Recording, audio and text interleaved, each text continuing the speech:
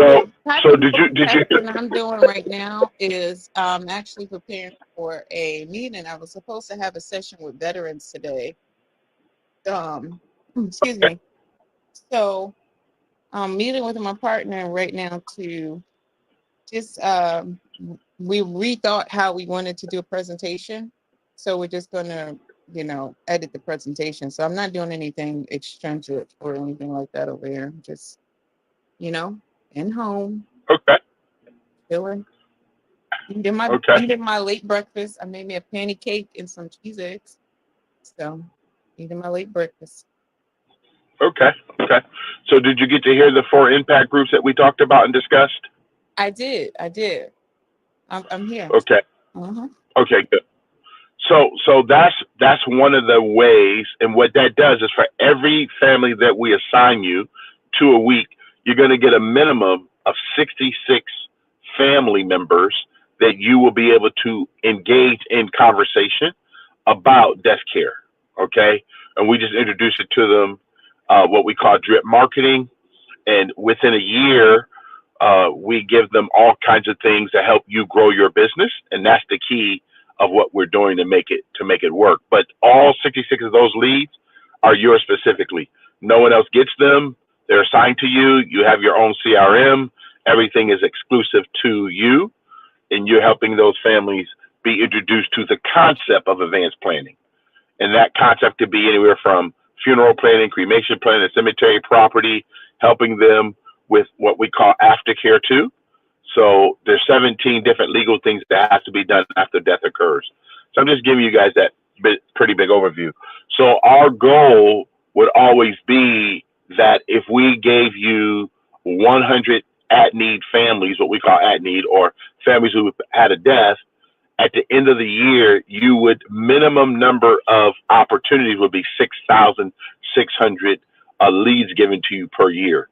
Your responsibility now is to uh, protect a minimum of 100 husband and wives out of that particular group, or you're going to write 200 individual plans. But the goal would be to do, if you did 100 husband and wives out of 6,600, that's going to give you. Plus, you're going to build relationships with the local uh, clergy, because each one of those families represent a different clergy member, or they come from a particular nursing home or the hospital. So your responsibility really would become a public relation to the community on behalf of the funeral home or cemetery, and you will also be the what we call family service counselors. We don't call them agents because we promote more of the death care side versus the insurance side, because we want people to be focused more on them planning. Because I was with a lady yesterday. She has probably 8, 9 policies right now. She just turned 66. She's been paying on her policy, going to pay her whole life. She has 6, 7 policies, going to pay her whole life. But when I specifically asked her and her husband, do you have a funeral plan and do you own cemetery property? What do you think their answer was?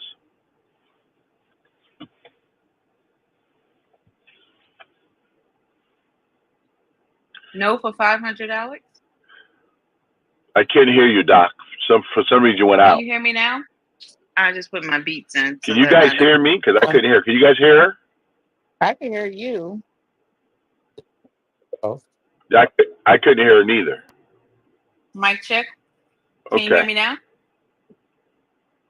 yeah, I can hear Can you you. hear me now? No, Okay, can you yeah. hear So I her? said, Because I can't hear her. Yeah, Edward, I can hear her. I hear everything. Yeah, No, I I hear can't both of hear you. her. I hear. I Oh, can't you hear. can't hear us. Okay. No, I can Uh, hear you. Hear you, but I can't hear her. Doc, could you speak again, please? mic check. Say I 1, can't 2, hear her. 1, 2, All right, let me go out and come 1, back in, 2. guys. This thing is Oh man. oh, acting crazy. yeah, you could Should hear Yeah, us I though, go right? out since you're the host? can she hear Let me go me? out and Because come yeah, back. she just went I off. can hear you. Yeah, Yeah, she Gardy, could can you hear hear you. Gardy? Can you hear? Edward. Yeah, I can hear you. All right. Yeah, I know you guys. Okay, again, you guys can hear. I cannot hear her. So let me go out and come right back in. Yeah. Oh wow, I can't believe that we're No, having I the couldn't. X If she was problem. talking, I couldn't hear her. I Yeah, I didn't could think she hear was talking both. though. I could hear everything. So only Edward can't hear her. Um, Yeah, that's an X problem. I can't believe that we're having that problem here. Actually, yeah.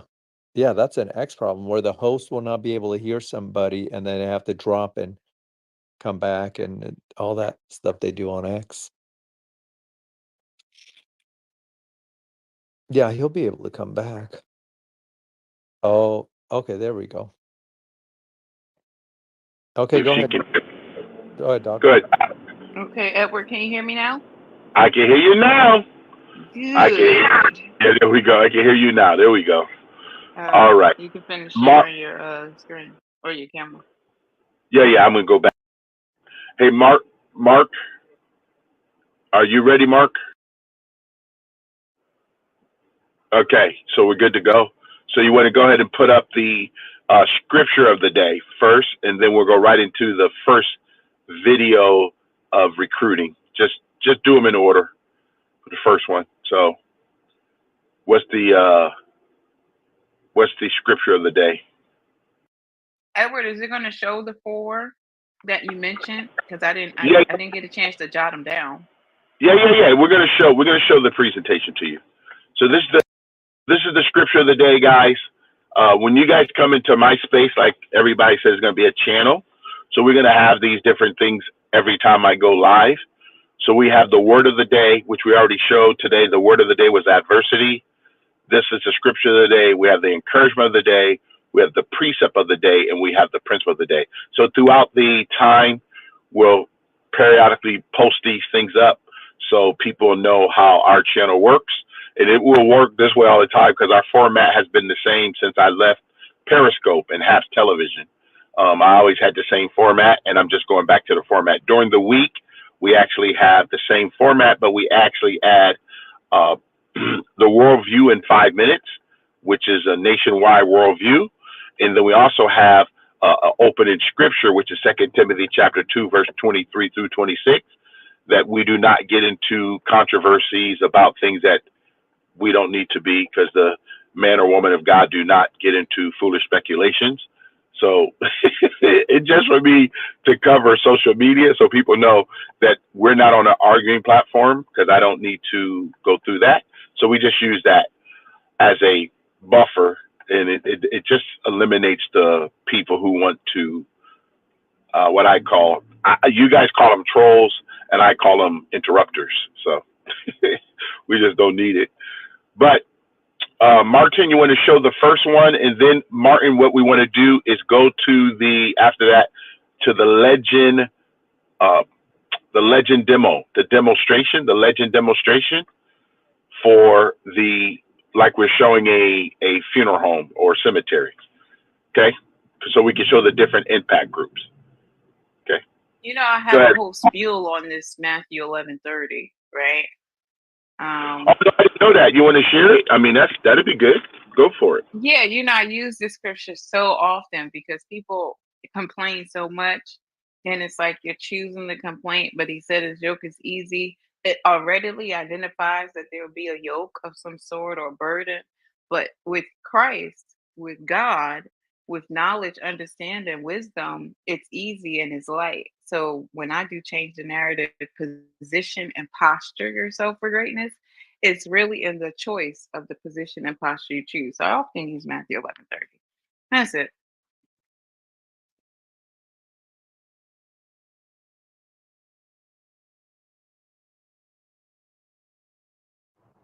Okay, Martin, make that big there. Mark.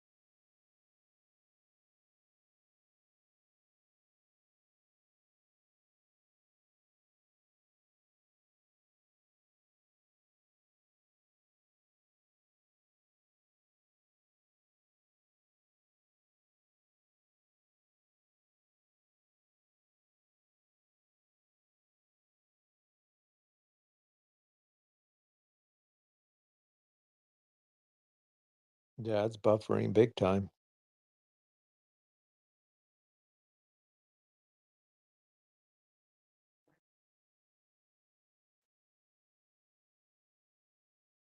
Just don't look at the circle. You're gonna get dizzy.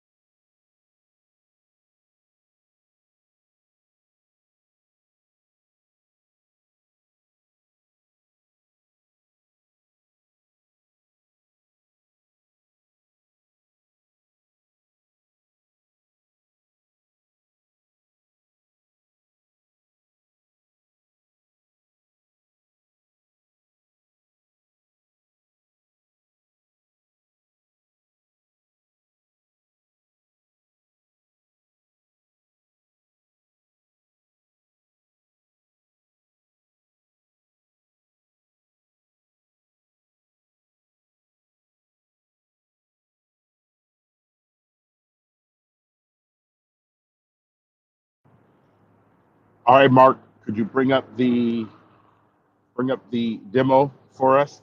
I hope you guys. I know that was a little bit crazy because of the buffering. I don't know why that happened because he's actually on a desktop. That doesn't make sense to me, but it is what it is, right? Yeah, technology, Edward. Yeah, yeah, I got it. I got it. You and I on the same page, so we understand. Yes, sir.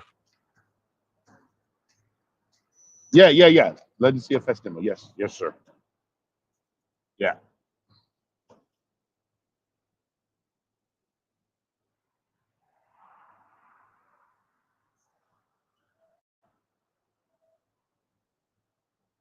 Okay. All right, gotta make it full screen, my friend. We should be good after that. You could go slide by slide.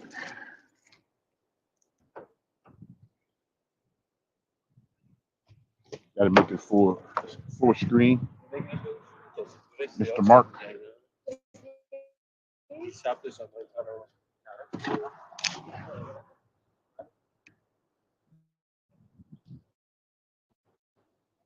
Can you hear me, Mark?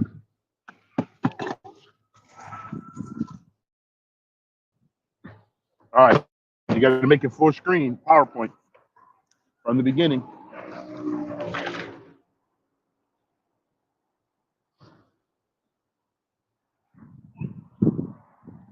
There you go, but you gotta do it from the beginning. You gotta go to the top, slide presentation from the beginning. I should not be able to see the slide on the outside.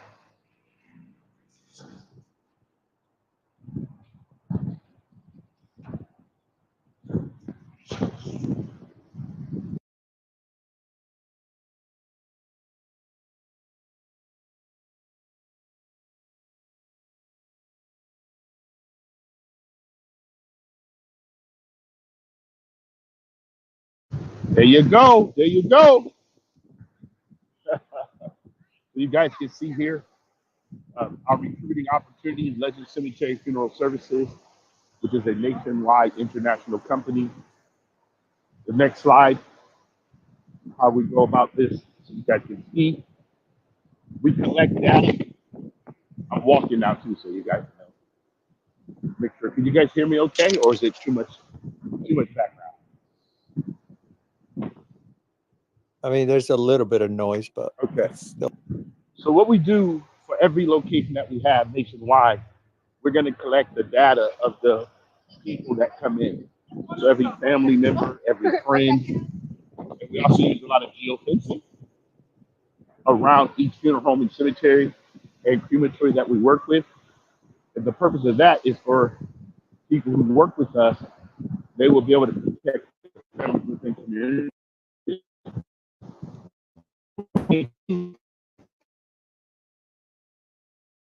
through different methods, whether it's going to be through print advertisement, it's going to be seminars, which we call Lunch and Learn, or necessary conversation. We do email marketing, drip campaign. We also do voiceless voicemail. We can call them. We do text the registry, text marketing, and then we contribute. And how we contribute to them and contribute is we help them make sure they understand the benefits of advanced planning. But all that is how we collect the data. So these three things: collect, collaborate, and contribute. So we contribute to our community on the concept of advanced planning. Does that make sense so far? Any questions on that part? Yes, it's a little bit choppy, but yeah, we get it. I think it's when you walk in it, you're breaking up a bit. Yeah, it's wonky. I should see today's one of those days, right? Okay. So then, Nico, come on up, Nico. So then the next thing that we do is these are the four impact groups I was talking to you about earlier, and the difference of the four impact groups. Hey, Mark, is it easier for you, Mark, to communicate just the four impact groups, or is it easier for me?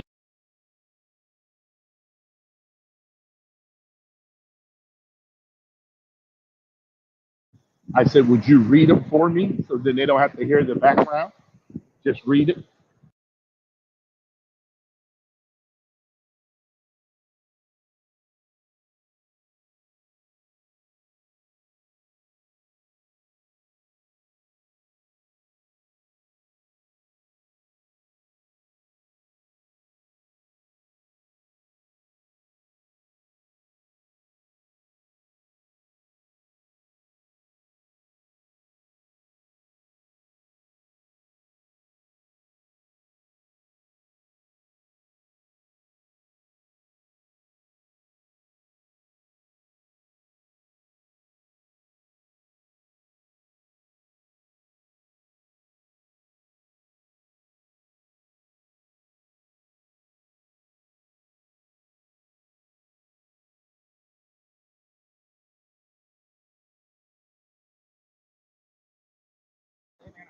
So the next slide, so you guys can see, this is the 4 impact groups that we utilize to make sure that we're helping ourselves capture the data, collect it as families are coming in to our funeral homes, cemeteries, and crematories. And it gives us a lot of, just to show you the power, working now with over 300 locations nationwide. Out of those 300 locations, we deal with 45,000 funerals per year. And that's 2.9 million people that would come to our properties every year. 2.9 million people. But it all starts with one family at a time. So you can see the power of the 4 impact groups. So the opportunity you guys can see here is for each licensed person work in this particular space, you get 3 per family. You get 3 from the arrangement conference on average. You're going to get 20 family people, members who come through the visitation, or like I said, the viewing, or what we call the wake in some parts of the U.S. Then you also have the actual ceremony. With that service, it could be at the funeral home chapel, it could be at the place of worship, or it could be at a gravesite. Pretty simple. Sometimes that can happen. And then the last thing we call the death block or cover lethal. That's the area that we like to make sure that we're capturing all that information. And that helps us make sure that you, as a family service counselor, or again, a licensed person, that you have enough leads to follow up on. Okay? Does that make sense so far, everyone? Make sure I'm getting that. Okay? I like when you guys are so engaging. It's amazing.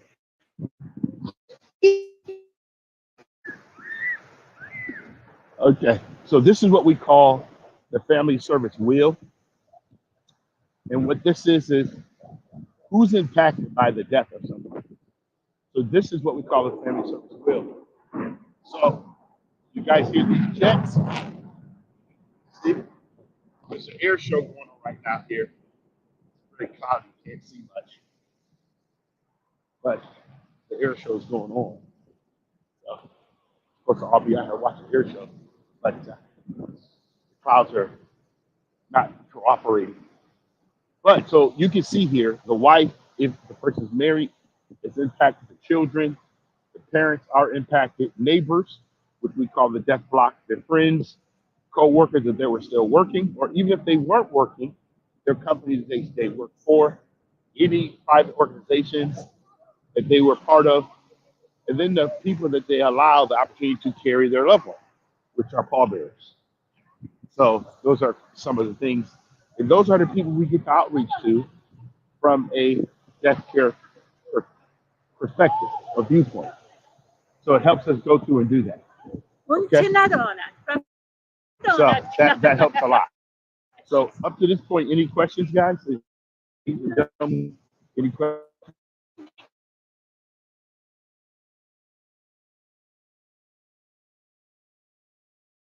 Because I'm getting no feedback. Can you guys even hear me? Maybe I should say that. That's me.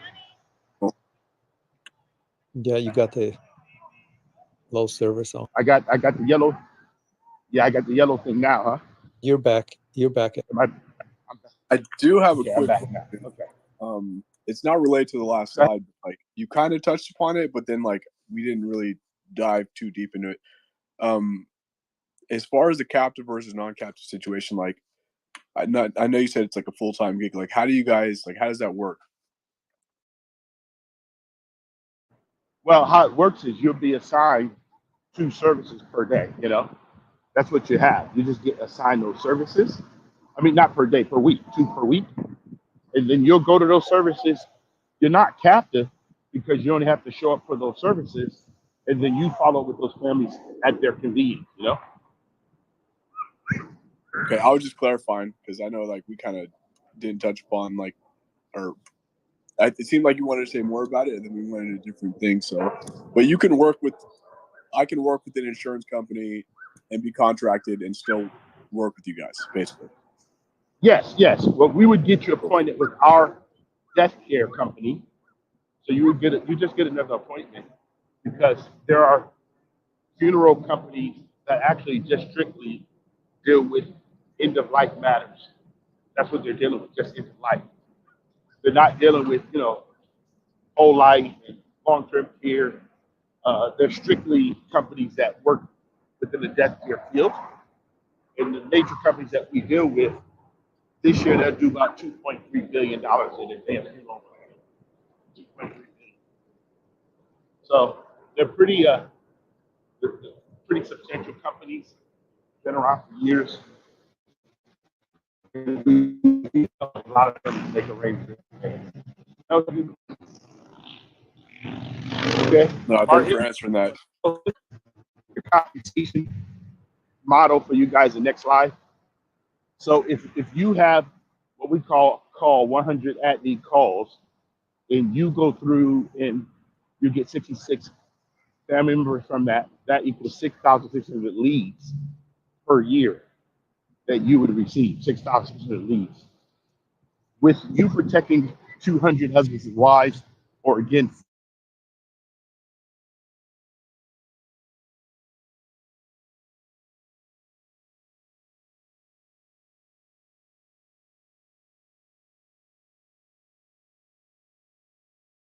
dollars per year, just protect.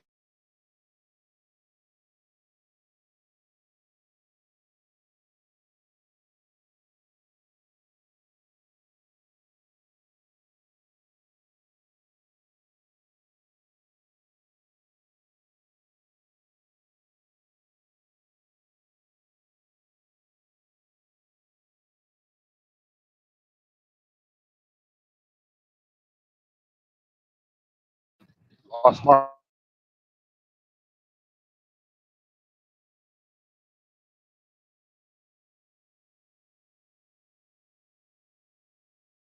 Can you guys hear me, or the update is not updated? It's really bad. Like you're bad.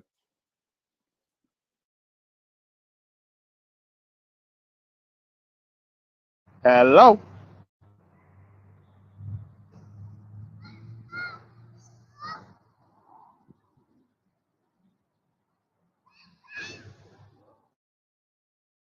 Can you all put the presentation back up? Can that those slides stay up so we can ask questions? Because I just saw Can the you guys hear me now? Okay.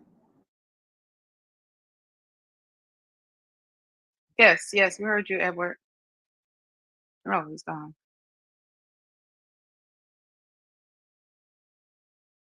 Can you start the presentation over?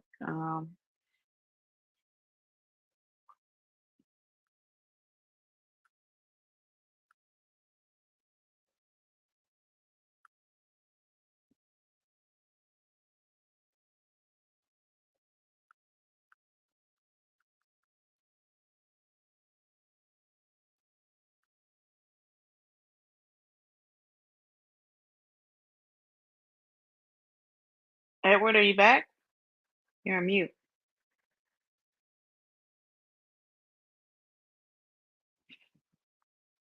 I just invited my partner to come in, but he's not on the app yet, so he has to first create a profile.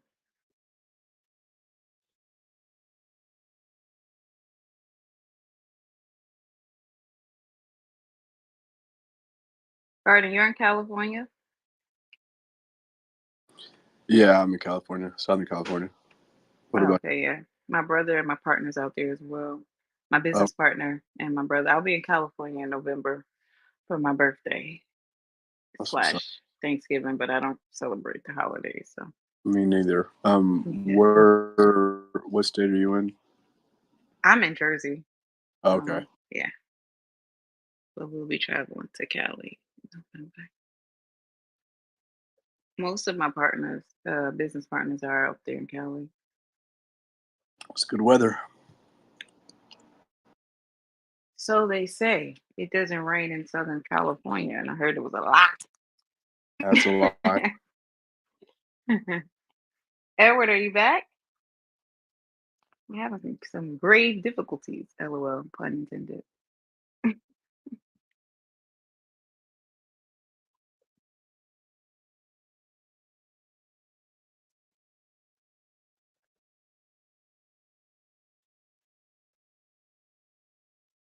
What was the question on the floor about that he was trying to answer? What was the question?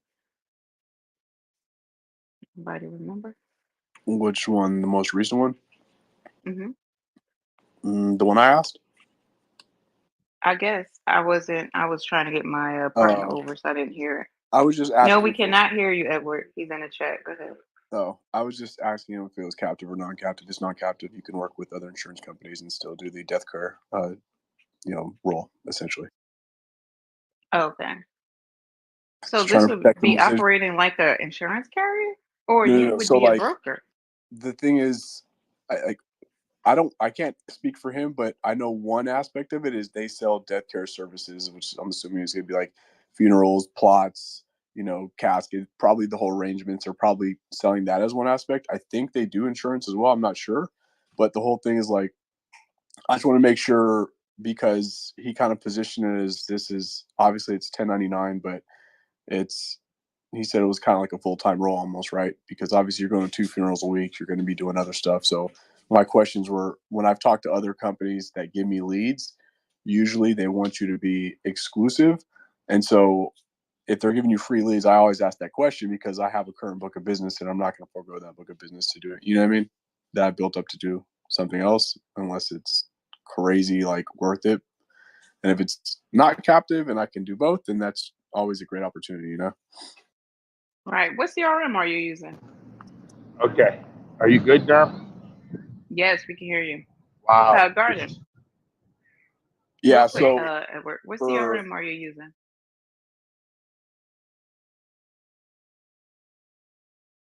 you talking Edward or me? No, I was asking you real quick. Edward just came back in, but I was asking which CRM system are you using?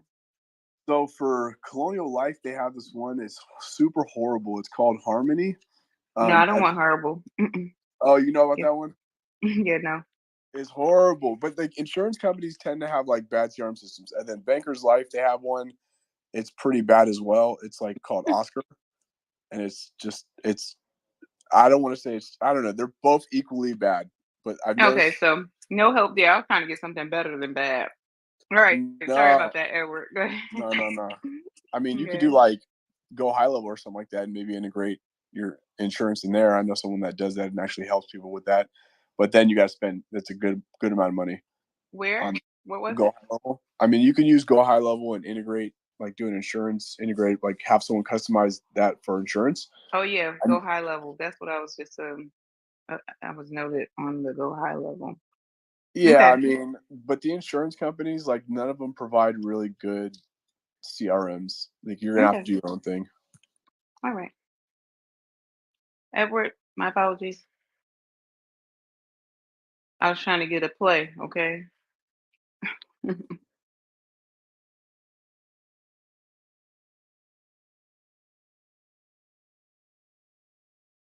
If you're talking, we can't hear you. What are you currently using for yours? We have an internal CRM. So Hello? I'm looking. Hello? There you go. There you go. Yeah. Yes. Very The good to you go today. high level is where I'm looking to go. Okay. Can you guys hear me? Yes. Sir, Okay. Yeah, we use that already, guys. The Go High Level system on some of our apps. Yeah, Edward, your service is nervous.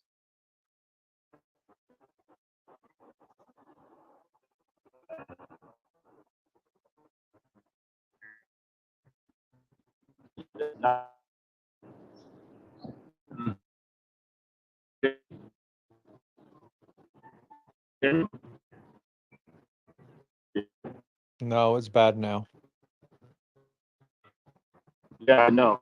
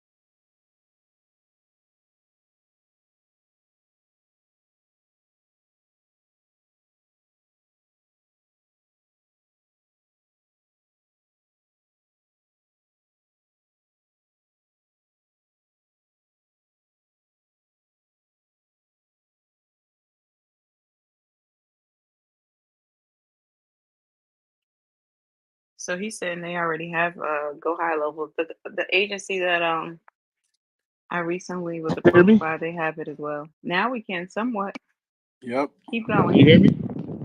Yes, sir. Okay. Wow. This is happy today. What's going on? This app is apping today, man. It's your I thought. service. It's showing a signal error. Like you have a No, I signal. know, but it's updating. The update, the algorithm when they did it all. Because I walk down here all the time, and I've never had this much trouble. It's crazy. Maybe it's because the air show. They maybe they're blocking boosted signals or something. I don't know.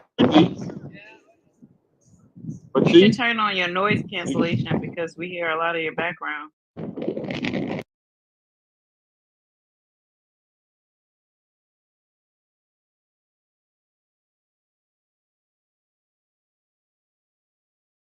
So he's saying they already have Go High Level. Like it's integrated in their Yes, system essentially. That's yes. awesome. That means you're getting probably pretty decent leads.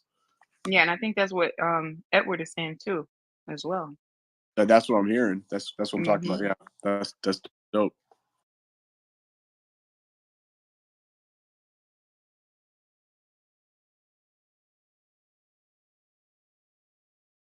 But they only have it.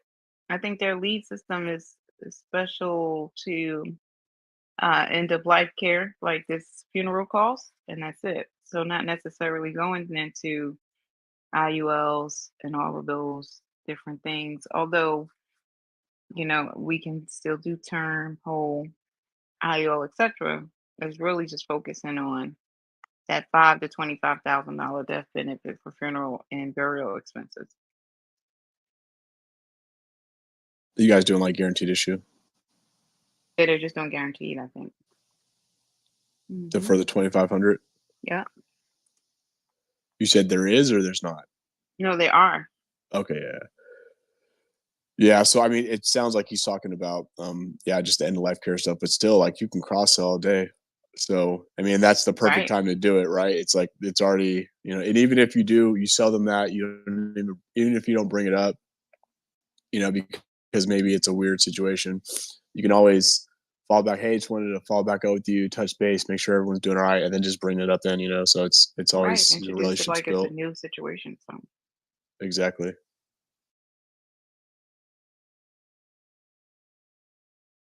I was actually talking to him because I applied. Well, I was going to apply. Sorry, I was in the process of applying for,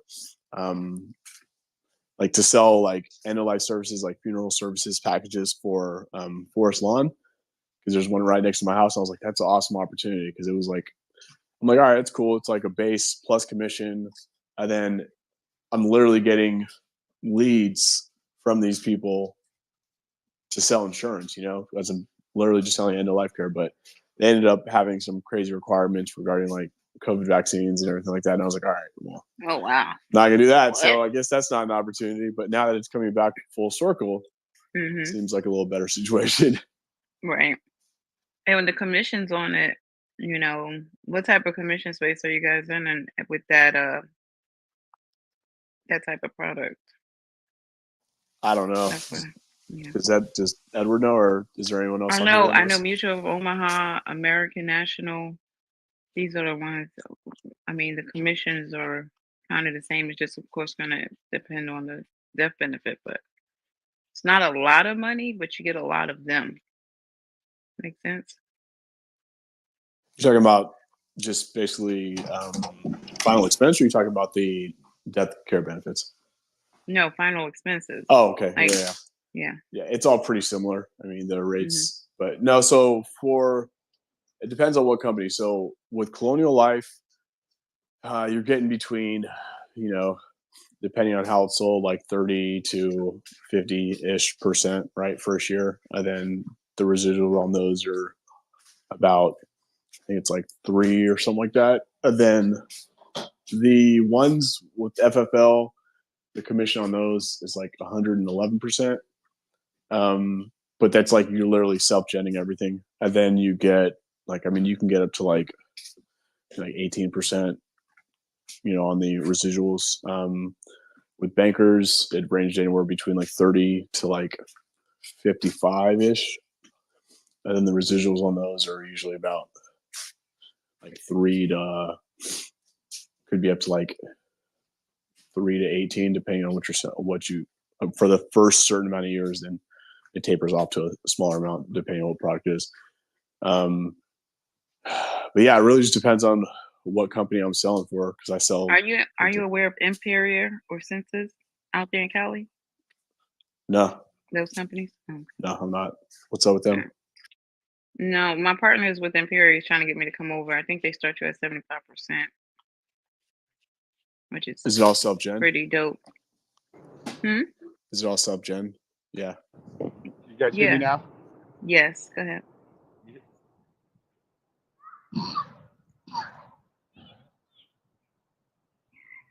Froze again. We can hear you. Froze again.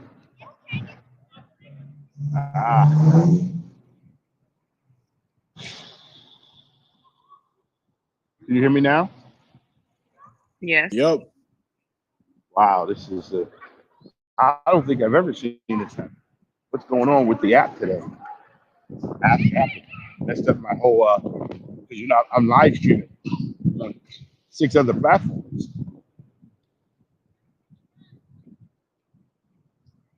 Yeah. Well, we were asking if you can go back over the presentation. Did I part? What part? If you can, I can't really hear Edward. I don't know what's going on. I can hear you. You hear me? The presentation. Can you run back through it really quickly? Okay. What part of it do you want me to go back over? No, I just want to make sure. Yeah. I mean, it was pretty quick. So. Yeah. Well, it's just for impact groups. We have in-house and outside family service counselors for our life. If you on the outside, we will be able to give you leads. Yeah, Edward, your audio is not really working for you today. Between the noise in the background and the glitching. Hold on. Yeah, I know. Let me see. I've been trying to get this thing to work. Even the noise cancellation. You still can't hear me, huh? Can you hear me? Yeah, I can hear you. You can hear me. So just give me like 2 more minutes. I'll be back to see it because I'm not happy with the way it all transpired. Garden, you can hear what he's saying? I mean, I can hear him talking. He said give him a few minutes. He's gonna be back because he's not happy about the way things are like sounding right now. So he's just asking for a couple of minutes. Oh, okay. But it sounds really bad. Yeah. Yeah. Okay. I think he's gonna try to go to a better spot.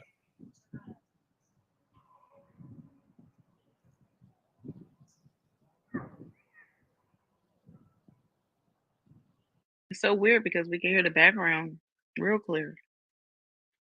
I But mean, as he soon has as like he starts jets. talking, Yeah, he got those jets flying behind him. So, I mean, I kind of figured it was going to be a little hard to hear because I don't think your phone's designed to have jets in the. right.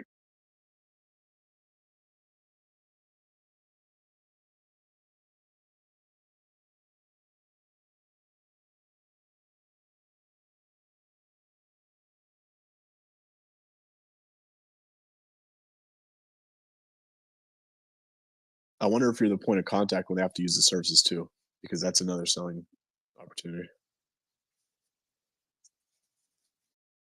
Okay, you guys should be able to hear me a little bit better. Yes. Let me ask you a question, Edward, before you jump back in. Are the person that sells the death benefits, when the people have to use them, if that person's still alive, are they the initial point of contact? Say it again. You went out. Okay, let's say I sell you some death benefits, right? I meet you at one of these funerals, or you're on the family block, or you're at the viewing, whatever case may be, right? You're on the list. I sell you a death benefit. When you have to use that death benefit, let's just assume I'm still alive. Would I be the initial point of contact, or would it be a different department? How does that work? No, it'd be a different department. Okay, The moment cool. death occurs, it goes to the funeral personnel. Yeah, our team just presents it to the family, protect the family, and then each individual person will go from there. All the services are rendered by the actual mortuary cemetery or cremation staff themselves. Let me ask you a question. So the people that utilize it, okay, they deal with whoever's on that end of it. When you, because I know you get given 2 funerals a week, are we driving to different locations, or are they going to be the same funeral locations every time? Do you guys just have specific locations that we're designated to, or is it like we're driving to different ones? Like, how many different ones we're going to be driving to? Is it just whatever is available at the moment? No. When we assign you, say we assign you to like Forest Lawn, that'll be your primary station, that primary funeral home. And that's it. If that was the Okay, case. got you. So everybody will have one location. So because we want you to, first of all, get to know the personnel of that particular funeral home, and we want you to become their public relations person. And the families want to know that you work at that location because that's their funeral home of choice or cemetery of choice. Got you. That actually answers my other question, so that's perfect. What's up, Dylan?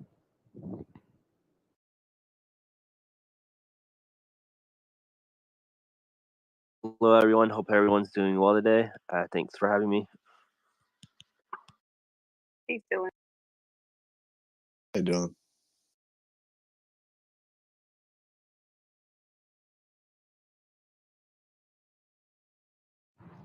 So, you guys have any more questions? I'm going to go back over the 4 impact groups. Like I said, if you're assigned a family, just think of the minimum. You get 66 leads that's only assigned to you.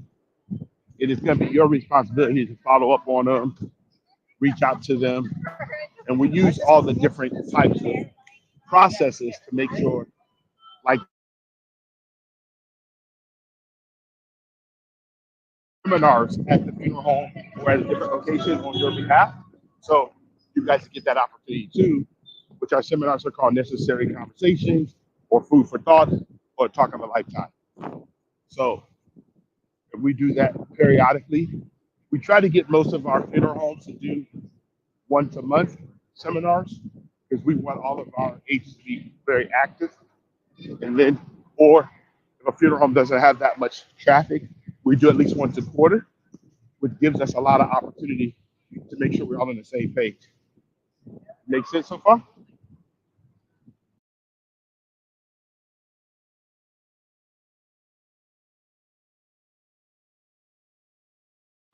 You guys get to hear that or no? Yeah, that makes sense from what I was able to hear and make out what you said. Yes. The leads are generated. They belong to you. 60 leads. You're responsible for contacting them. You're assigned to one location. And the last part of what you were saying was a little bit choppy. Yeah, I was sharing with you guys that the way we do that, you're responsible for those leads, but that your leads will be uploaded into the database. We do have two different databases. We do high level on one end, but the people that choose high level, they actually pay $99 for it, but it's all uploaded, everything's done, $99 per month for it, and then everything's in there. We give you your own email, we give you your own lead source, all your everything's uploaded into that system. You automatically take care of that way.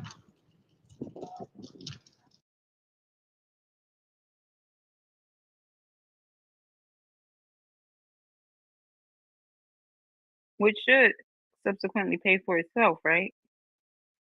Oh, of course. Yeah, I mean, if you got 6,600 leads that we put in there, yeah, it's going to pay for more than itself. Pay for a lot because we got email marketing.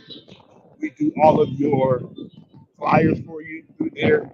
Landing pages are in there. You know, all the death care letters and stuff that we deal with on a regular basis. Email marketing campaigns, text to registry, voice lists, ring, all different kind of things. It covers all that for you. So there's a lot that you can have at high level. You know, it's just it's a very sophisticated system. You know, most salespeople today, they don't.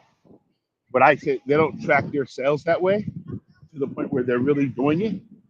So if they have that many leads, but because our family service counselors have over 20, 30,000 leads in their downline, they need a system like that. That's going to help them because in 3 years you're going to have 30,000, 20,000 leads pretty easily because every year you get 6,600 leads. In 5 years, you got a lot of leads that you have to work on to protect. Very few organizations can give you that, but because it's desk here, we have a built-in audience, and that's what I've been working on for the last 36 years. So it just makes a world of difference. Have you heard of Rick Love, No, ma'am. Final Expense Kingdom? No, I think he's out there in California as well. Okay. Yeah. So we're not final expense people, and the reason why is because we want our families to be tied to the funeral home, and final expense is just another insurance policy. It's not a funeral plan where we're actually selling all of the services, the hearse, the flowers, the casket. So when a family has our plan, everything they would have needed for that service is already picked and chosen, and that what makes ours different, and it's guaranteed. And the max on that plan is only 10 years. In 10 years, it'll be paid off. If they die while they're paying on it, we paid off the balance, just like any other type of assurance. So that's the difference with what we do. Like I told you, I was dealing yesterday with the lady who has multiple policies, 5 or 6 policies. She's been paying a long time. She's 66, her husband's 68, and they've been paying for the last 30 years. And I said, they're going to pay for another 30 years if they live. But the average 65-year-old now is living 25, 30 years after retirement. Well, you got to keep paying that. So I always ask families, why did you purchase the insurance? And they said, well, for when I die. I said, I got it. But you could have done that through the local funeral home, local cemetery, local crematory, and your life insurance, everything would go to your family. You don't bury it. So most people don't know that. And the reason why people sell insurance different, a lot of people use the terminology of selling insurance, but they miss out on selling it because they're selling insurance from a different viewpoint. Let me ask a question. So the policies that you got are the plans that you guys have, right? The programs you guys have.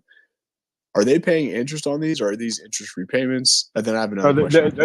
They're interest free because we're doing insurability. Okay. It's just like obviously it's a little bit more spike in advanced funeral planning is a little bit higher than traditional life because it's only a 10 and max out at 10 years. Yeah, So, I guess but when this. it's go Go ahead. ahead. I'm sorry. When it's paid off, it's paid off. It is I got locked in you. and guaranteed forever. So So yeah, it's like that's the beauty of it. so the reason I was asking that is because like someone, whatever the price is to the general public, if they wanted to have a funeral today, right? They're getting those prices. I'm assuming, right? Yeah, they're getting the prices And today. then they're locked. The prices, today's prices, are locked in for the services, or are they going to Yeah, pay locked future in. prices? Okay, so No, locked in that's the forever. reason I was asking the question. Perfect. Locked in forever. Yeah. So when I started 36 years ago, the average cemetery spot was $395. That same space today is $4,500. Same space. So now the people that bought it, 30 years ago, they pay $695, $395 for the space. But their monthly payment back then was like $8, $9 a month. They struggle to pay it. Today, that payment is $85, $90 a month. People still struggle to pay it. So it just depends on where you find people. And unfortunately, we put people into things they should not be in because the average funeral person, insurance person, embalmer, cemetery person, they're not explaining to the families what we say. We sell what it does, not what it is. That's how we always explain. We sell what it does, not what it is. I don't sell insurance. I sell assurance. The reason why is when death occurs, the family wants to know that someone's going to do the removal of their loved one. Someone wants to know someone's going to embalm and dress the casket of their loved one. Someone wants to know where their loved one's going to be laid to rest. That's what people want to know. So we do what it does, not what it is. The vehicle of finances is just a vehicle of finances. That's how people normally pay from the vehicle of finances. What we like to do is to make sure families understand the benefits of why they're purchasing something. The beneficiary really sometimes don't even know that they're the beneficiary of someone's policy until after that person passes away. Well, we want the family to know that when they buy their funeral, cemetery, or cremation plan, that they themselves are the actual beneficiary because they're the ones getting the benefit, and that's the difference.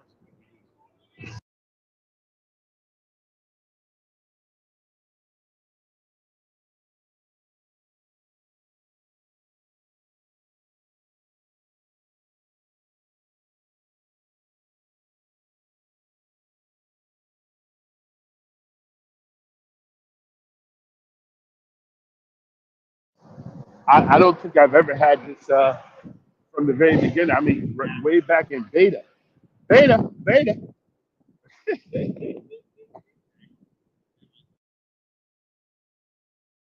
Was that a shout out to Jesse Lee Peterson? That's what it sounded like.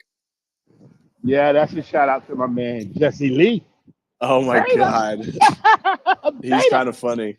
So beta male. is he trolling?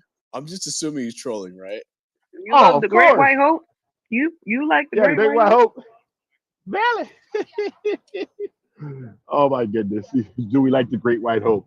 Jesse Peterson, isn't he American? Yeah, I think he's from the South. Now you said the coverage doesn't end with them, it doesn't get buried with them. What was it you were saying in that part?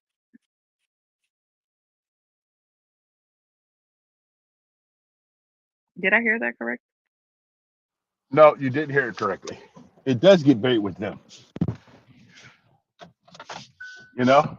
He's talking about life insurance because like the insurance is not going to the family to benefit their future. It's going to basically pay for the final expense. So like the insurance is going in the ground with them because it's paying for the expense. Essentially, I think that's what he meant.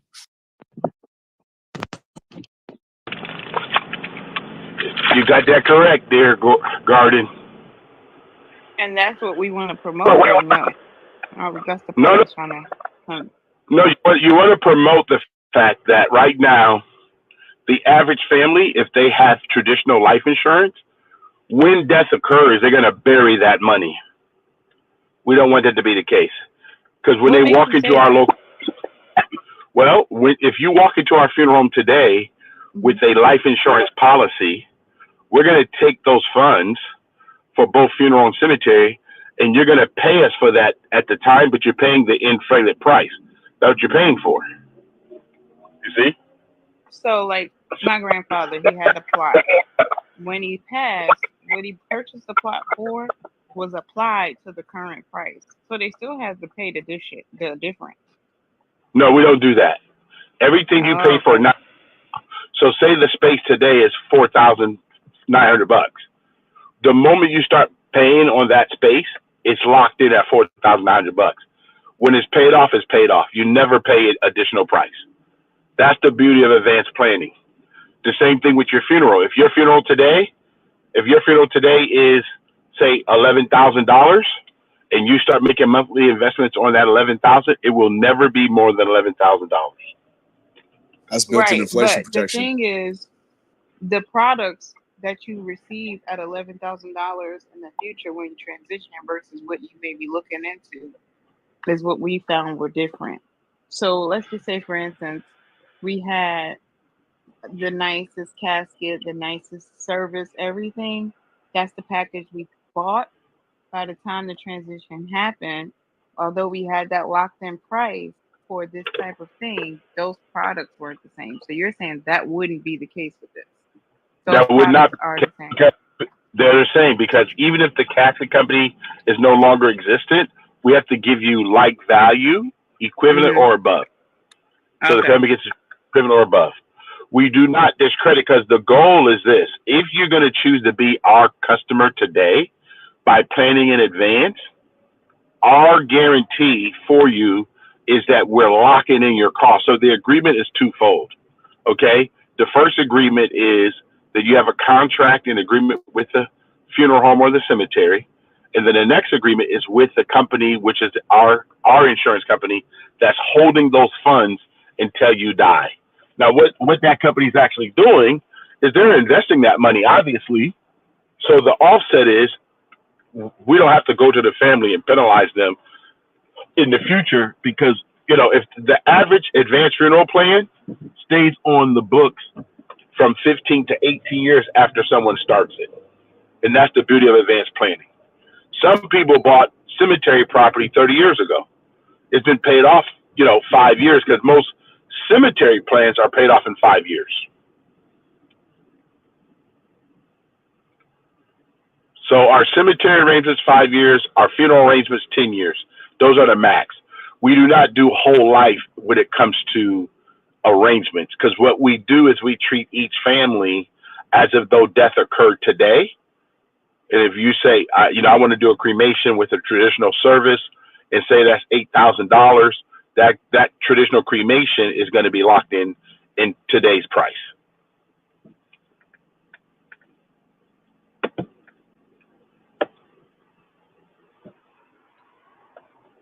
Make sense? Yeah, as long as that's in the contract, that's perfect. Oh, of course, it has to be in the agreement. It has to be there. Yeah, that's the beauty of funeral homes and cemeteries, because of the fact that people plan in advance. That's the beauty of advanced planning. The concept of advanced planning is that our goal is for you not to do this on the day that death occurs. That's the beauty of what we do. We all know we have to do it, because we are going to pass away someday. The difference is, do we leave this bill and this emotional crisis, do we leave this to our children and our spouses? No, we don't want to do that. That's the key. So now a lot of people would tell you, oh, I want to make my arrangements, but then they go out and they make their arrangements. And most people today, they don't even talk about arrangements. The average family that I sit down with, they've never had the talk of a lifetime. They've never had it. Even if they even have life insurance. Because where do you think most people get their insurance from? Where do most people get their insurance?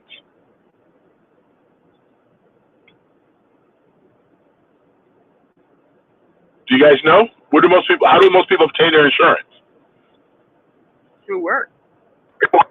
Exactly. So if you get it through open enrollment or elective, you're not having a conversation about your demise.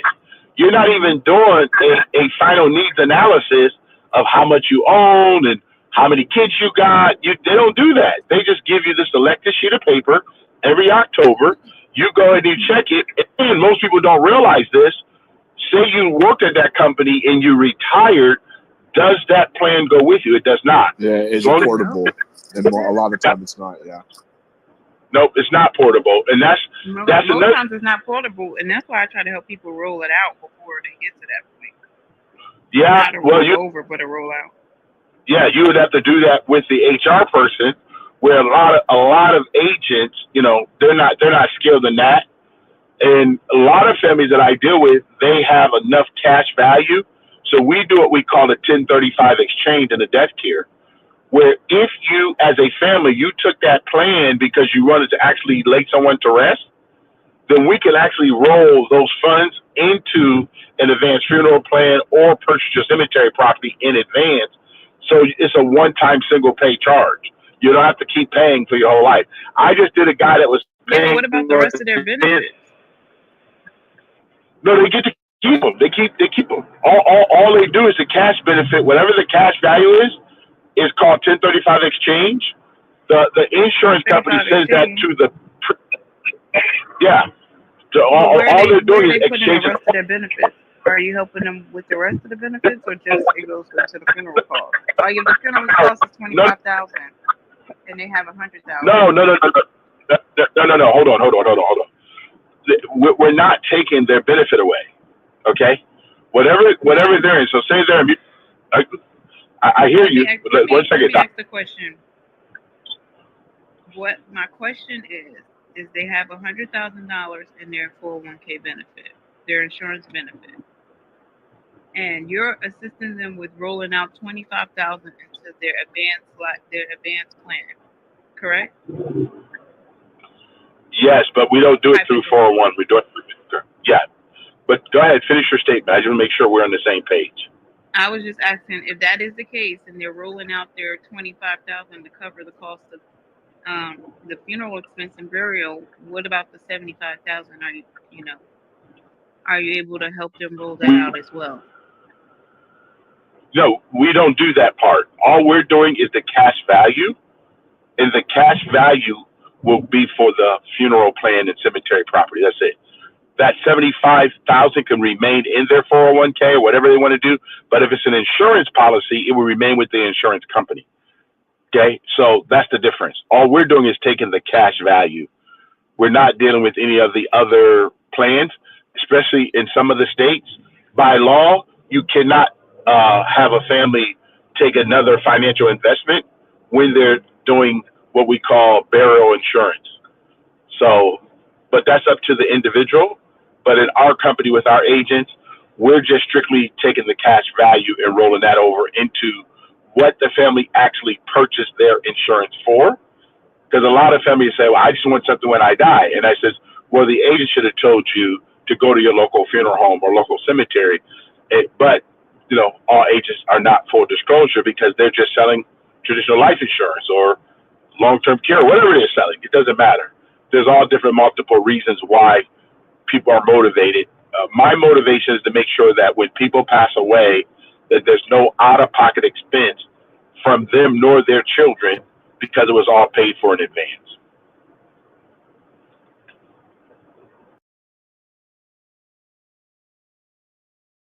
So just to be clear, $100,000 policy, they take $25,000, they put it towards the insurance, or they put it towards the funeral with the whatever exchange that you were talking about.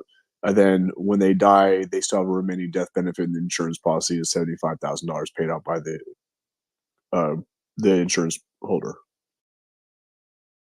Correct. Like I said, that other money, that funds, that has nothing to do with our funeral home or our cemetery. Those funds were held by another company, another insurance company. All they did was roll that into our company, what we call assurance, which is still an insurance company, but it's a single payment to cover the cost of their goods and services.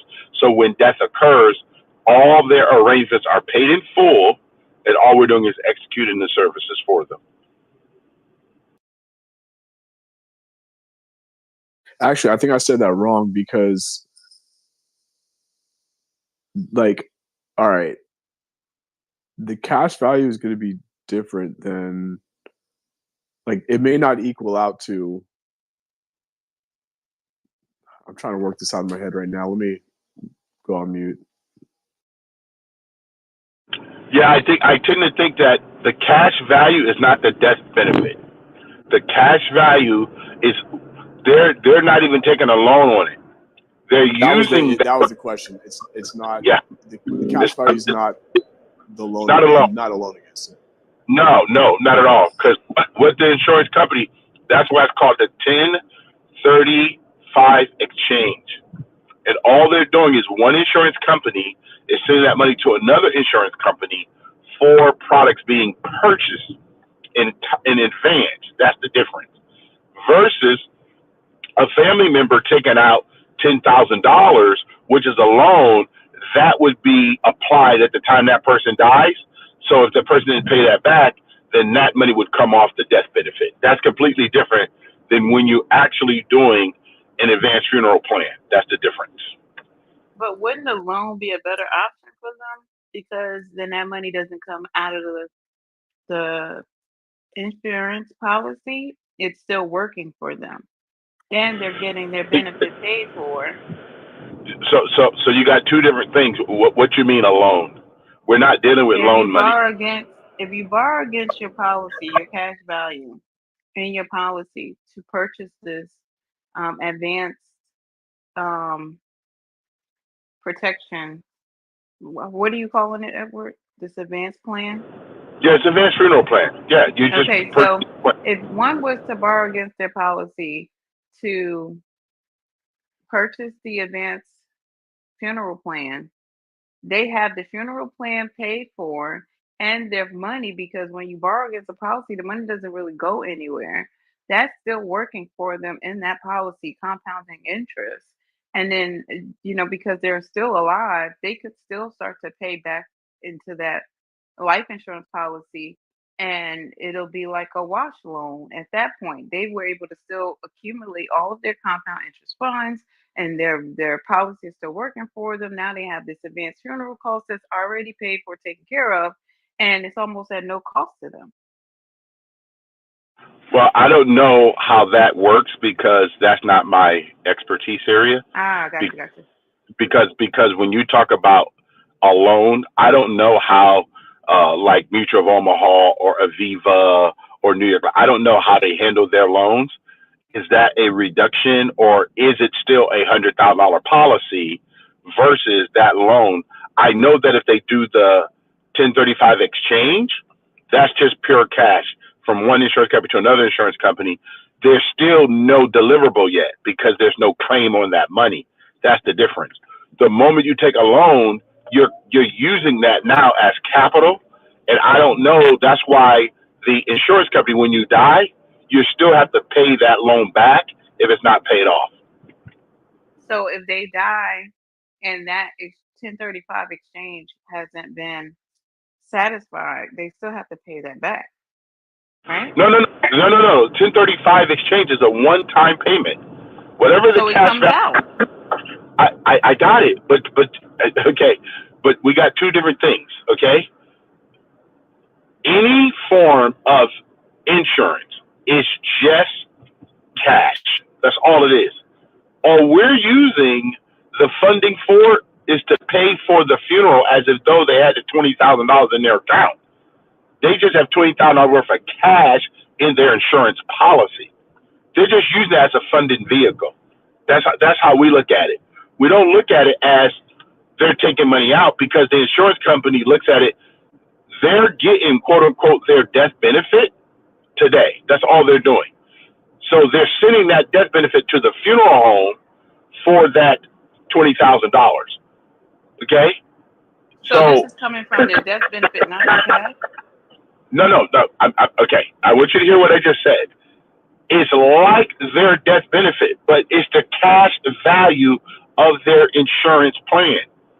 So all the insurance company's doing is taking that cash value of their plan and send that to another insurance company, but the insurance company they're sending it to is a funeral insurance company, which they are applying those fees to that funeral, which is locked in and guaranteed it never goes up. Like I said, I don't know how the insurance company, when they do the 1035 exchange, I know that cash value is no longer in the policy, but I don't know what the top line of that policy was. What is the death benefit? I don't know if it reduces death benefit or does the death benefit remains the same. Do you see what I'm All saying? right, so that would depend on how the policy is structured if the death benefit is impacted or not. But if you're talking about a cash, the cash accumulation area, that's just their cash. It can go to an insurance carrier, a funeral cost, a car, a mortgage. It really doesn't matter what the exchange is on that 1035 exchange, where the money is being transferred to. And I think that's why when I'm saying, as one who, is writing these policies, I think to benefit the customer, the client, they could borrow against that cash benefit, that cash accumulation, and purchase this advanced funeral cost that is taken care of, that is purchased. You still get it's still paid for, but the benefit they get is that money doesn't technically move. That money stays there. Whereas if you did a 1035 exchange for the cash to go to another expense, that money is gone. That money goes out of the policy. So I understand what you're saying, and I think it was just my mind working as a better strategy for the client to accomplish both. So we're on the same page. I guess one of the questions would be, with the 1095 exchange, does it let you pay it back like a loan? And then do you, like she said earlier, still get all the benefits of like when you pay it back and basically, excuse me, like the accumulation of interest on it and stuff like that, being able to still participate in those gains? No, the 1035 exchange is going to move the money. It's So gone. like you can't pay it back. That's essentially, you can't do what you like. Basically, when you lay it out like a loan, how you can do all those things like that you were talking about, that's gone with the 1095 exchange. He said the 1035 exchange. If you said the 1035, 1035 exchange is moving the money out of the cash accumulation.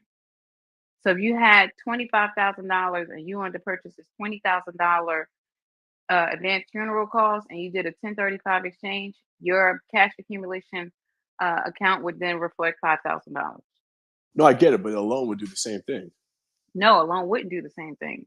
A loan would still show $25,000 in that cash accumulation, because again, you're talking about just getting a loan against the death benefit. You just no. You're borrowing against your cash. You're not borrowing against your death benefit. Period. You can only collateralize there. But if you're borrowing against your cash, it doesn't move the money. Your loan doesn't. The money goes nowhere. It's still there. In that account, compound the interest. That's how the loans work. It's just a promise to pay, in a sense, if you will. Your balance I see what you're not saying. going to. I know what you're saying now.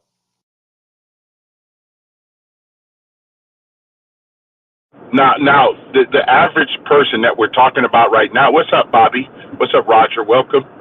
The average citizen, and this is what happens when death occurs. So today, across the country, all of our funeral homes got a death call. Our cemeteries got a death call. Okay, families are walking in today with a traditional life insurance policy. Okay, we as a company, we're going to charge them. Okay, that's what we're going to do. We're going to charge them to process that particular policy. Okay, because we don't know when we're going to get that cash right away from the company. So we'll go ahead and do the services, but we now have to put a claim into the insurance company for the amount of the goods and services of funeral, cemetery, or cremation. The goal for us, though, is that instead of a family coming on the day that death occurs with a policy that they already have a plan on file with the funeral home, they already have their cemetery plot paid for, everything's done, and all of their life insurance proceeds go to the beneficiary, go to the family. So what I share with families, my responsibility is to make sure you leave your family with a will, not a bill. I'm happy you got life insurance. You need to have it. It creates an immediate estate. I'm glad you got mortgage insurance. I'm glad whatever you need that you have. But you also need to make sure that your funeral arrangements are done in advance of what you want. You got to make sure you have cemetery property you want to be buried, or if you want to be cremated, make sure all those things are done and funded. That means they're paid for in advance so that your children or your spouse is not making those arrangements on the day that death occurs. That's what we do every day. That's the beauty of it, because at the end of the day, whether we're insurance people, not insurance people, someone has to pay for final arrangements at the time. And I don't call it final expense. I said final arrangements. I make it very clear, because the arrangement has to be paid for, and you need money to pay for it, whether it comes out of your personal funds, whether it comes out of your account. And then I also say to families, do not at the time put this money on a credit card, because it's going to take you 3 to 5 years to pay that off. And now you're paying what we call double death, because you're double dipping now. You're paying for a funeral on your credit card, and now every time you make that monthly payment, you got to think of the person that you just laid to rest, because you didn't plan in advance. That's the difference.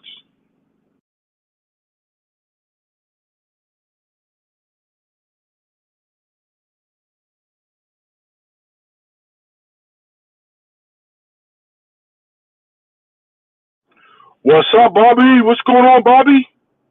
You can see I'm over here in Seal Beach, Bob. I'm in Seal Beach, man.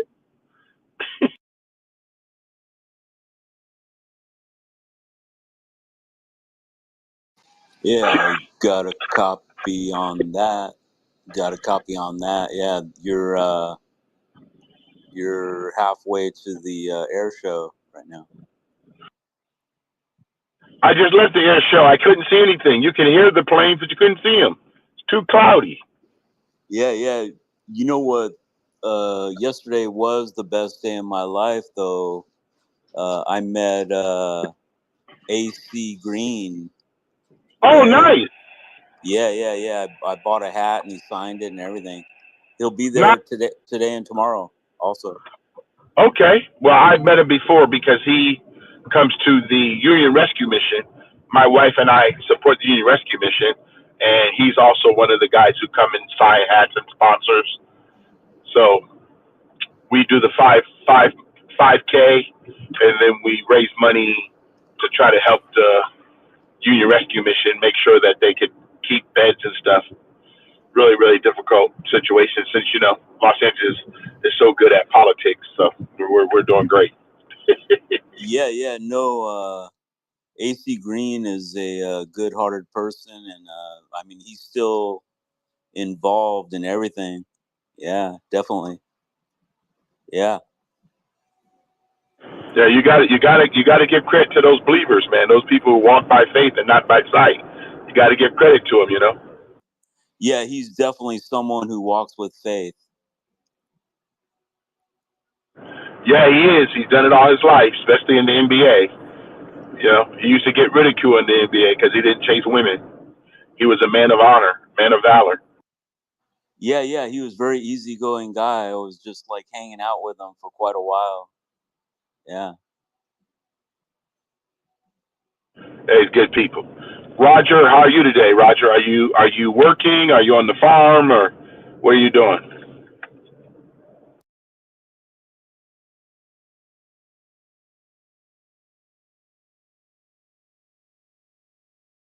Roger, are you with us? Roger.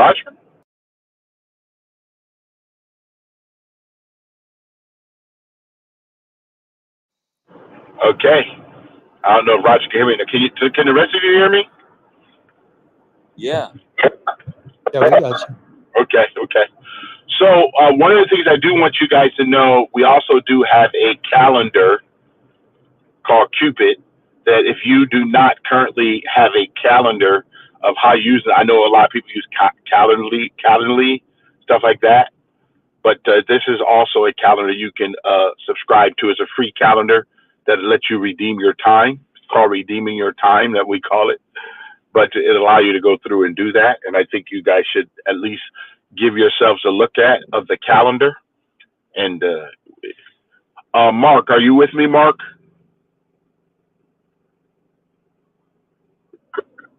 All right. Could you put the calendar link up, or just the QR code, so people could, or if you want to put the magazine up there, they can actually scan the code too, so they get that at the pin link. I don't know how many of you guys are. We're working on our second magazine, but the first magazine that we got out last month is called Conservative Voices. The next magazine we got is Death Care Speaks magazine, which is coming out this month for our convention. So we're talking all things death care. So it's another magazine. We're in the process So of we did building. go back over the presentation, but what's the next step with the recruitment? Yeah, Doc. I like Doc. Doc said, well, we did go back over it, Doc. I said to you the 4 impact groups. Let me go back over it, Doc. You It sent it working? to me, you said? No, I didn't send it to you. I said, no, I could send you the whole thing, but I said the 4 impact groups. Okay, the first impact group is the arrangement conference, 3 people. The visitation, viewing, or the wake, 20 people that you acquire through the digital registry. Then the service or ceremony, 35 people. And then what we call the death block, like Cloverleaf, and the last known address of the honoree, that's 8 people. So the total from each family that is served, you would be assigned 100 of those families per year. You get 2 of those families per week. Okay?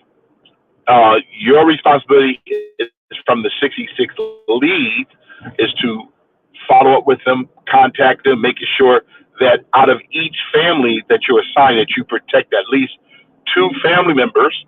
And out of those 2 family members, at the end of the year, you should write between 1,005,000 up to 1,000,000, almost 20,000, whatever you want. So 1.2 million. And at that, just give you a ballpark. If you were making, say, a 10%, but obviously we pay way more than 10%. I'm just using that illustration. You make $120,000 with that kind of scenario. Some people make double that, just depending on their level of skill set and what ages. Our ages is between 51 and 70, which you get the majority of your compensation. And we'll deal with each individual person based on their skill level, because obviously, I was trained a long time ago. 0 plus 0 equals 0. So when people tell me, Edward, I don't like doing this, I don't like doing that, I want to guarantee, and I always say to them, well, I'm in the death care profession. I'm guaranteed you're going to pass away, and I can guarantee that people pre-plan. So we don't get into the area unless you want to work in another part of death care, where you can go to mortuary science school, or you want to become a licensed funeral director, or you want to be a grounds crew person. You want roles for like death doulas? We have different funeral homes that will hire that. We have death doulas. We have what we call, all kinds of. Let me see. The word just slipped my mind, guys. 1 second. You have funeral attendants, funeral rangers, hearse drivers. We have grounds crew, backhoe operators. You have lawn care people, because we have a lot of gardens in our cemeteries. Mausoleum operators, people who know how to do mausoleums, which are construction jobs. Bench laying. All kinds of different careers we have, not just sales. So we open it up to all things that we recruit for, all things death care. And how many of your folks are able to do wear multiple hats? Not many, because when you're doing death care, it's very sophisticated, because you got to know urns, you got to know caskets, you got to know certain type of services, and some people are really sharp and they could, but it's very difficult, because you know as well as I do, and most of us know, that a lot of people can't multitask. They have a very hard time doing one task. I'm trying. It's 2024. Doc, what do you think I'm trying to get people to do right now? That's funny, because the first thing you asked when I came in, I think you were asking myself and Gardner, are you multitasking? One of the first things you asked was, and I'm like, of course. Exactly. What other way is there in 2024 but to multitask? Well, there's other ways, because you know as well as I do that the average person today. So I've only had one career in my whole, out of college. I started in death care. I've been in death care for 36 years. Okay. the average young person, I have a son that's 38. He graduated with mechanical engineer. Okay. But since that time, he's 38. He's had, for whatever reason, 9 different opportunities where he's worked at a place, didn't like it, they didn't like him, whatever. He moved on. So now he's on his eighth or ninth situation. 38. That's just crazy to me. My daughter, who's an attorney for the last few years, that she's worked at 3 different firms so far. She's only 32, but she's only had her ESQ, Esquire, for several years, 3 years. So it just shows you that for me, and these are people what I call both my children, and I use my child illustration because no one else would get mad, because if I use someone else, they get mad. And people very, I don't know what they call it again. What they call it in 2024, guys? They call them snowflakes. That's right. Sorry about that. People are soft for some reason. It's crazy. Like, it is what it is. But I just learned that, people are not loyal anymore to being committed to, coming to work on time, doing the right thing. Like I share people that work in our organization, we only get one chance to do a funeral correctly, so we don't have do-overs. So if you can't make it, please give us a 48-hour heads up. Don't call the day up and say, I can't make it today because I got, I got a party to go to. That's what they should really be saying. But then,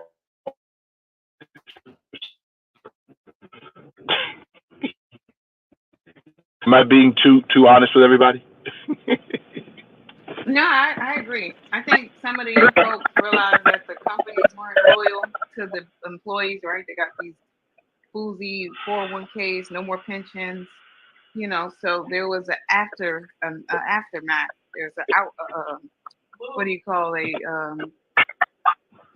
there's a outcome that happened, and that from that there's a cause and effect, and now you created a monster. Now young people aren't trying to work on the job for 30 plus years anymore. They're like, you get a good 6-7 years out of me, and then I'm on to the next, because the reality hit with some of our elders that they worked on these jobs for dedicated hard workers for years and years and didn't reap the benefit they thought they would. So I get it. It's just a matter of, having the Doc, I look at that. I look at that a little different, because I don't know if you ever read the book, The Millionaire Next Door. You ever read that book? No, I haven't read that book. Yeah, you should get that book. It's people who worked in a regular job their whole life, okay? Mm-hmm. And what they did is they learned how to leverage the money that they had. Whatever company they worked for, they matched them they did match them on their 401k. But what that person did, what was better, was that they made sure that they themselves invested in themselves. They stayed in the same home. They did not get divorced. They didn't go out and be reckless. They didn't buy things. They developed their family. And it's called The Millionaire Next Door, because at the end, they woke up one day and found out there were millionaires. And the whole neighborhood was a bunch of millionaires. It's from Garden Grove, California. And the reason why, and I tell young people this, if you work one job, regardless of what you think, and you make $25,000 a year, if you stay there for 40 years, you made $1 million. Okay, it's not what you make, is what you keep. If you make it 55,000, you make 2 million. You make 75,000, you make 3 million. People make the money. They just want it all at once, because people spend. I'm 60, and like I tell my children, nothing you want comes instantly. And I'm gonna say it again: nothing you want comes instantly. Okay, we got this misnomer going around in the world that you could just go out there and just automatically become something. And we know that already.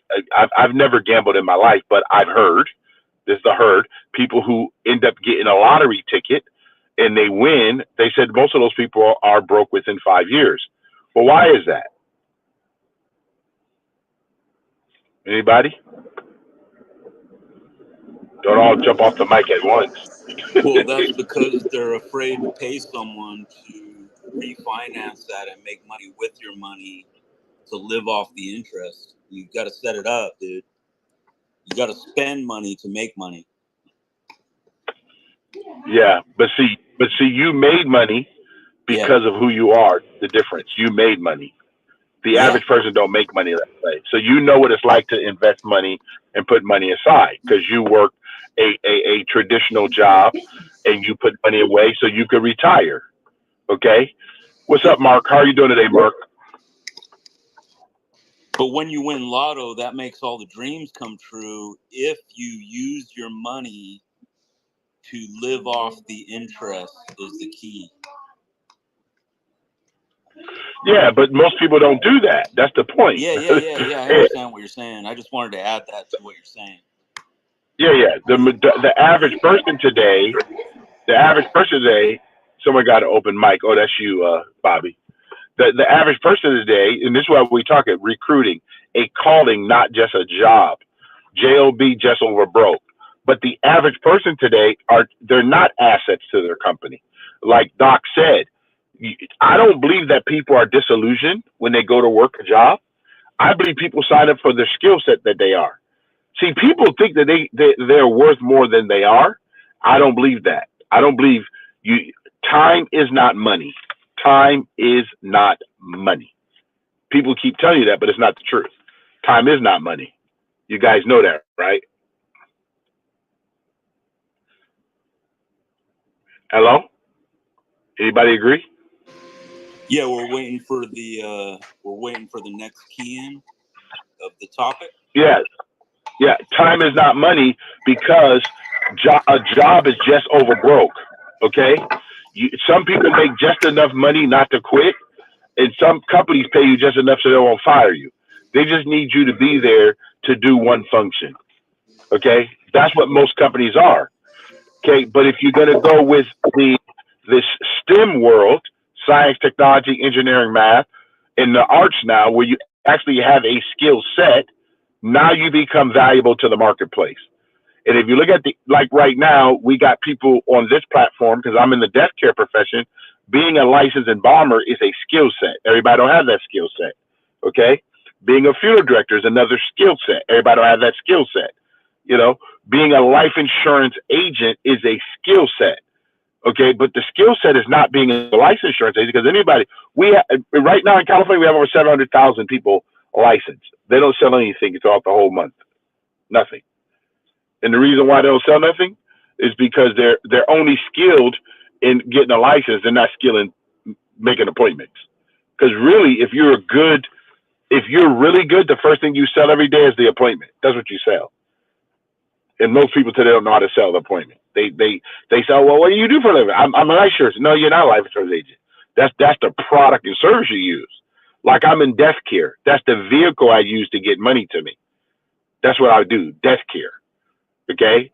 Well, you ask the average person, what do you do for a living? They'll tell you what they do for a living, but they don't tell you their actual skill set, unless they're a doctor or a lawyer or engineer. What those things are skill set. Okay, like right now in North Carolina. Okay, how many degreed people do you guys think they need during the hurricane?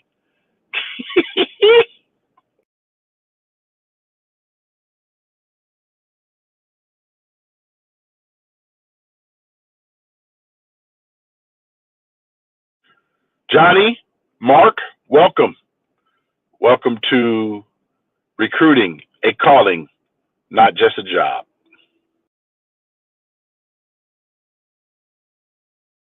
So what's the next No, step we got in another. recruiting? We got another markup hit. Doc, I love Doc. Doc, are you used to call for action? Doc's call for action. Doc is ready. Doc said, "Come on, man, we're ready to move." Not money, but it is time. You know, so I agree with you there.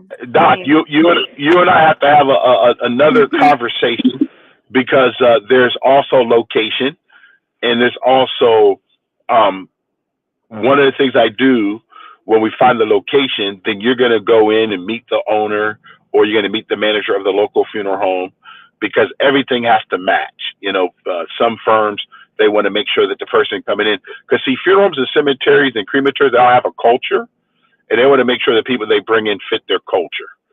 Okay, a lot of times, what they say before, you can have everybody on the bus, but they're all in the wrong seat. So we just want to make sure everybody got the right spot. But most people today, if you think about, like all of us on this panel right now, how many of you ever even heard of the death care profession? How many of you ever heard of it? Or do you have any family members that are cemeterians or crematory operators or funeral directors or embalmers? How many of you? Okay, only Doc. See, Doc? Yeah, my family has a cemetery. I have two, or no, I have one that's two. He has his own hearse company. He's a driver and he's a funeral director. Okay, good, Bobby. See? Yeah, and don't forget my partner is out there in California, so I'm also getting information for him because he wasn't able. I was trying to get him on over here, but he's having a difficult time. So, but he's out there in California. I don't know what's going on with this app today, man. It's crazy. It sounds super clear over here. Yeah, no. You just got here, Bobby. Ask the rest of the people that's been here since we started this whole thing. Oh, okay. It's clear now. It's clear now because I'm back in Cyprus. I'm back in my neighborhood, but there's more cell sites over here. When I was down in Under the Beach, I could barely get on. We couldn't play the video. There's a lot of things. So okay. Oh. So John, go ahead. I'm sorry. I was going to say Huntington Beach has, the better word for it is there's 1 million people on all the cell towers right now with the air show. Yeah, that's the problem. Yeah, so that's why the bandwidth is not there for, especially 5G just shuts down. Yeah, that's why I had to get out of there because it wasn't letting me log on so quickly. Yeah, their communications there for safety and medical. Yes. Yeah, I got it. And there's a lot of people over there right now. Yeah, it's huge. So I'm sorry, Johnny, what do you think about the title? And are you currently retired military? I see a little military in the background.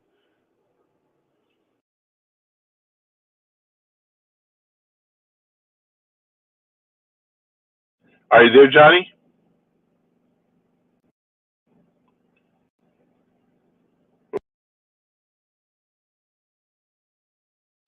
Okay, so for Doctor in Garden, Dylan, you also have to make sure you get a hold of me, Dylan. We got to do a Zoom meeting because I want to make sure that our funeral homes and cemeteries, get opportunity to be in compliance with the,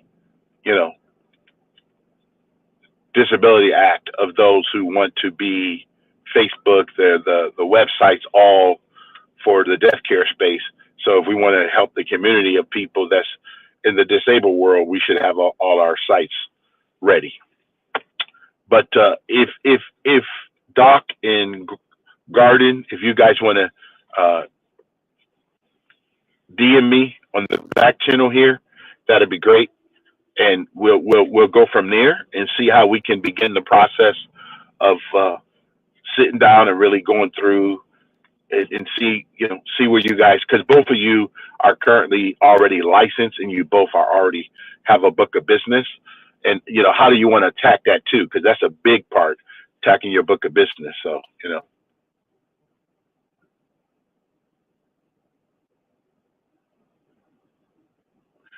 does that make sense?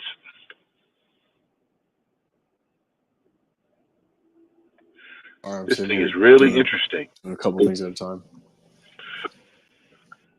Yeah, if you guys can see anybody in here besides me, because it says 9 in here, and I don't see 9.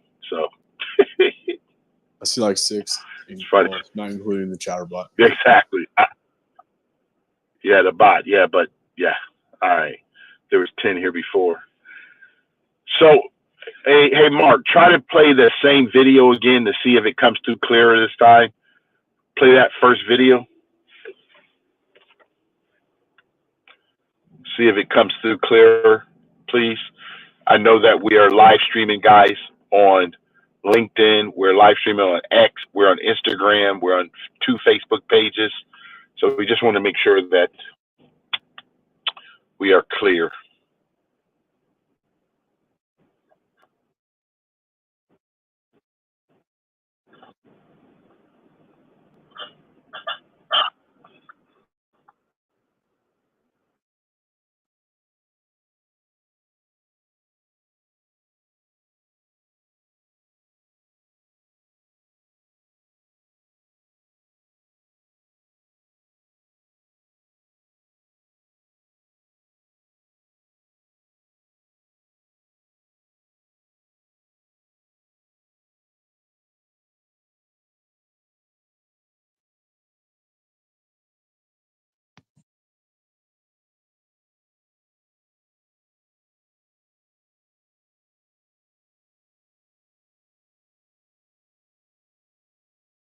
Yeah. Yeah, Mark is not working. Mark is not. Working.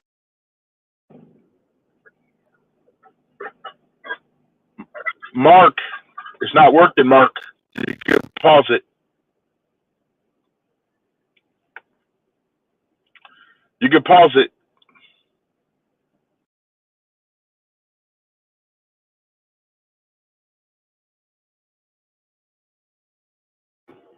Yeah, you guys can see what I mean, Bobby. It's very, very difficult today to get this thing It to it play was well. working perfectly on our end.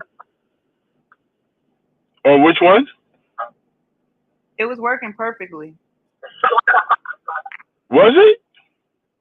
Yep. Doc, you said it was working. How many of you said it was working perfectly? Please raise your hand.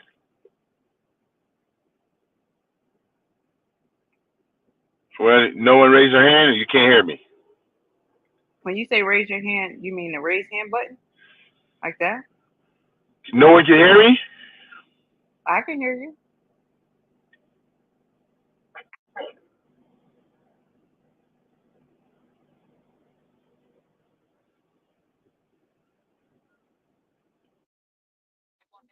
We got you, Edward. I'm just enjoying the blue skies and the breeze right there.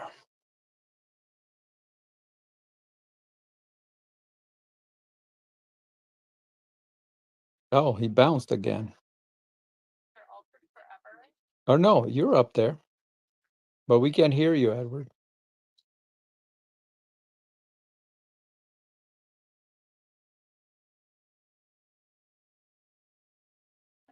Oh, no, we can hear him and he can hear us. That's why you had to jump out and he'll be back.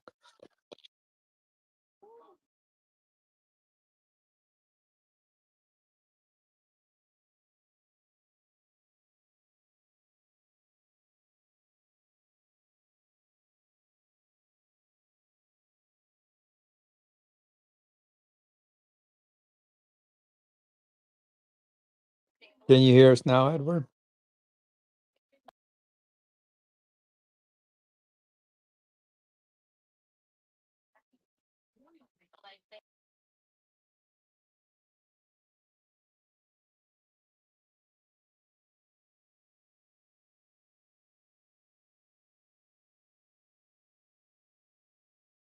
Yeah, there's that one big comedy room that I think it's glitching out the app a bit. Really? Is it comedy? That's a joke, isn't it? Yeah, you couldn't hear us, Edward? We heard you, but I think No, I couldn't hear you guys at all. I still can't hear it. I told Mark to just bring down the what's the name because I thought maybe the what's the name is trying to hurt it. Yeah, the playing it. So now we're just and Doc's no longer here neither because she exited. I don't know what's going on, but Emmanuel, you, Mark, and myself have to get together also so you can show Mark how to go through the calendar because we were trying to figure it out. yes, sir. We'll do it next week sometime or whenever you're ready. Just let me know. I think they'll have something that they're ready. Oh, doctor's back. I mean, say it again. No, she's been down there the whole time. She's not back. No, she Yeah, just yeah. she was. Wow. Oh, she didn't come back. Okay. Yeah, both of them Doc, left. Yeah, my partner was able to get in, so now I'm trying to no, I get can't to my hear her. room. See, I can't hear her now. Oh wow. It's crazy. It's a joke. This is chatter joke. But you could hear. It's a Oh, chatter joke today. yeah.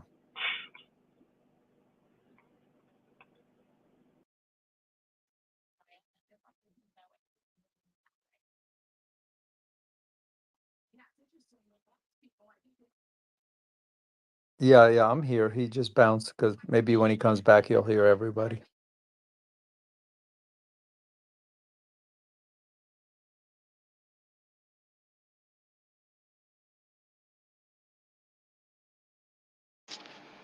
Yeah, I think Eddie's having problems because he's bouncing in and out of cell towers.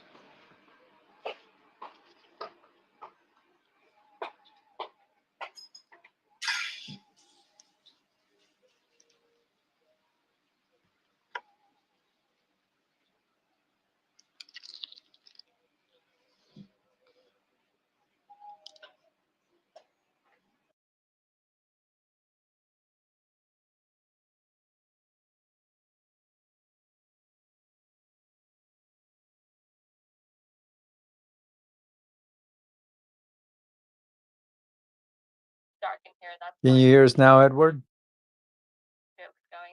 I don't know. Can you hear me? Yeah, I could hear you. All right. Doc, can you hear me? He said, "I don't know." I was, "I don't know." Can you hear me? I can hear you. I did say I don't know. You responded to the question. That was funny. Yeah, we can hear you now, though. That's good. Yeah, that is good. But man, this has been the most difficult time I had on this app since I mean, I know the Android's been off, but wow. It's because you room. You had the biggest room, the second biggest room on Chatter today. Today, yeah, 14 people. But that's not the reason. Huh? That's why. It's probably because the other big rooms got like 70 some people in it, and it's Yeah. the rest of the rooms.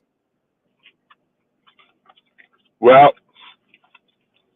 actually, the 101 right now has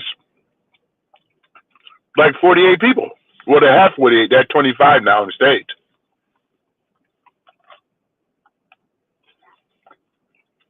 But what are you doing now, Emmanuel? I don't know. I hear you eating, and I'm about to go have some lunch too. Yeah, I'm eating. I'm getting ready to go get me a nice pastrami stand. It's just went to a party with their family, and I stayed home with my son, so I just fed him. So I've been in and out, and then I think I'm about to go get something to eat too. All right, I was going to say, if you, Mark, and I want to jump on Zoom, we can knock it out really quick. But I don't know if you're available. Today or later? Yeah, it's up to Mark. What's your time frame look like?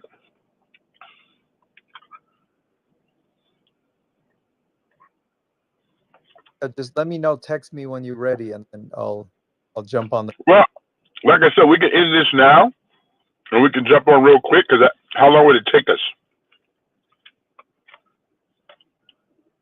10, 20 minutes. Yeah, I think we should knock it out because my granddaughter's birthday is coming up today. Okay, let's do it. Okay, so you got the Zoom link? Do I still need to send it back to you, or you're good? Yeah, if it's the same Zoom link, then I'll jump. Yeah, it's the same Zoom link. Same one. Same one. Okay. All right. Thank you, Mark. Bobby, we'll see you soon. Dylan, thank you. We'll see you guys. Awesome. We're closing the room. Bye bye.